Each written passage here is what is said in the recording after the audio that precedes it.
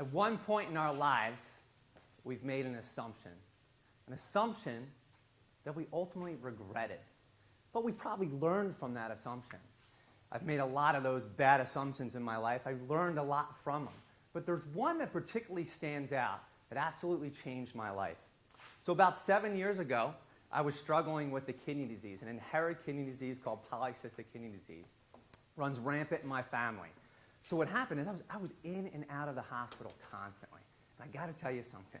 When you're in the hospital that much, it gets boring. You can only watch so many Price is Right reruns. You can only sit there and read so many books.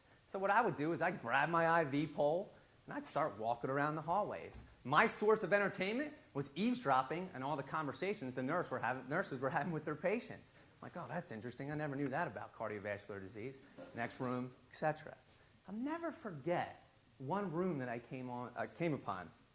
A gentleman was being discharged from the hospital.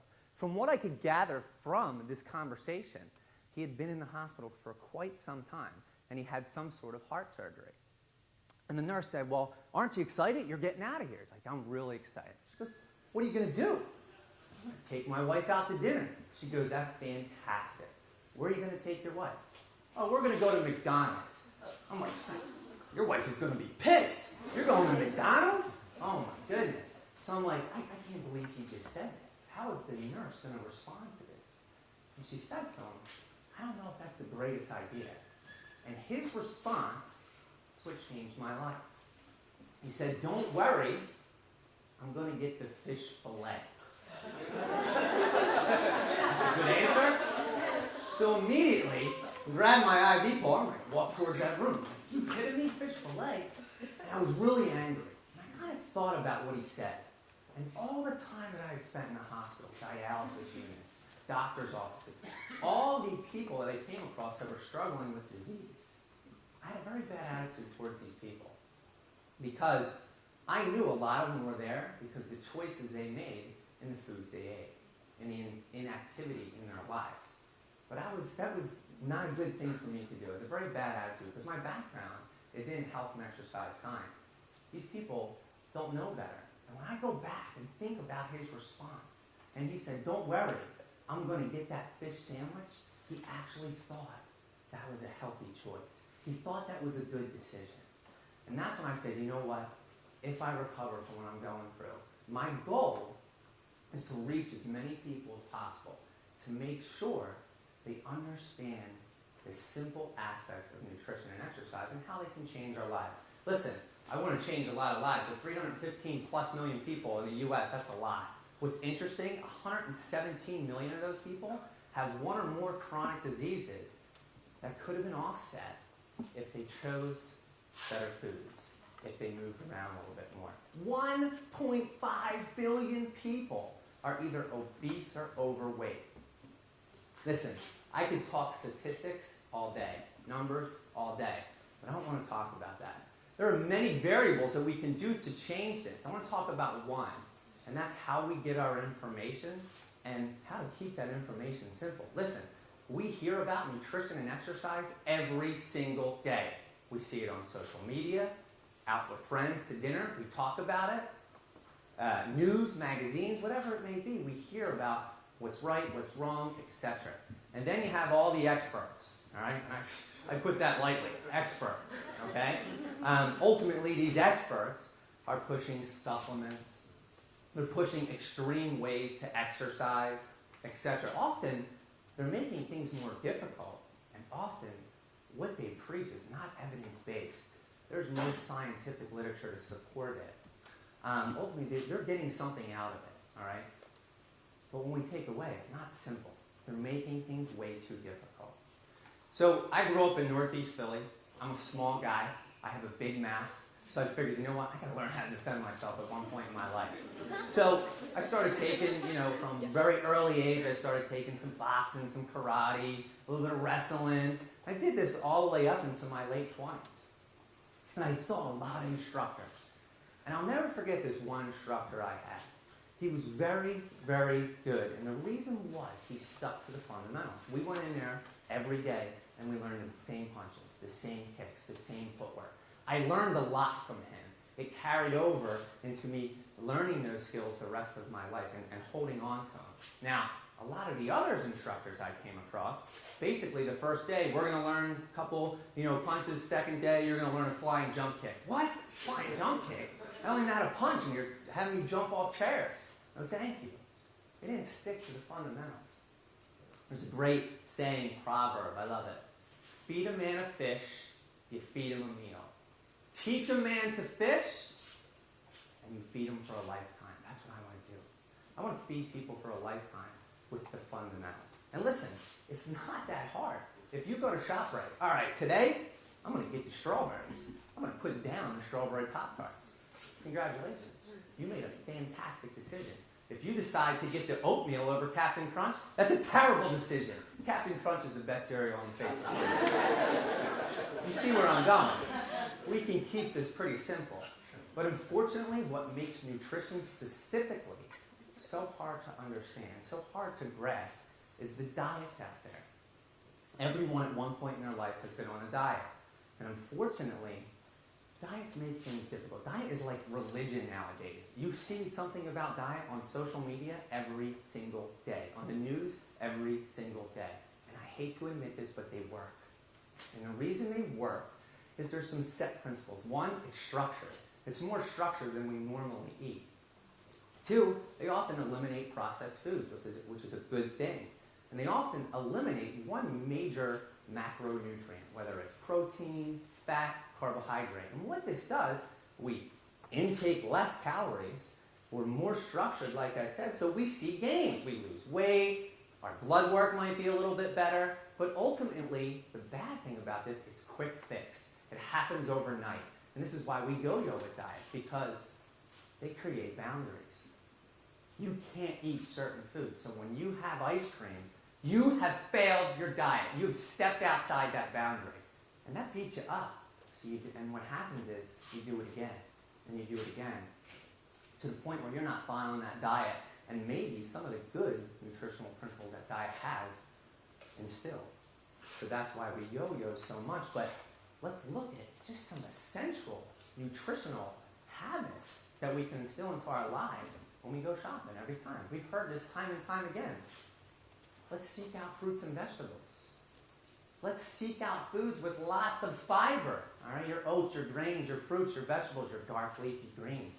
Let's seek out healthy fats that we find in healthy oils, nuts, seeds, fish, avocados. If you want to eat meat, that's fine. Just make sure you have a wide variety of it. And we want to have a wide variety of all the other foods we choose as well. Meat gets a bad rap, and it's ultimately because an average American takes in probably 72 times the amount that we can actually absorb and use. That is not a statistic, so please don't quote me on that. You get what I'm saying. So those four basic principles, we have seen in the scientific literature the evidence for the past 50 years that when you follow these, it leads to offsetting chronic disease, increased quality of life, more vitality, all right? We do have to be aware of the sugars. This is my son. First time he had cake, it was like, I don't even know what it was like. He was pretty excited. Let's just put it that way. With that said, these sugars, these refined sugars, we have to limit them. Processed foods that you see at the end of the aisle at supermarket, we have to limit them. There's no nutritional value to this stuff. All right? I'm not saying completely get rid of it, because listen, my family's from Northeast Philly. If you told me that I had to stop eating cheesesteaks, you're nuts. Cheesesteaks and hoagies are a food group in my family. All right? With that said, let's just use that old principle of moderation. Let's limit these foods. And then maybe one day, you might want to omit them from your nutritional habits.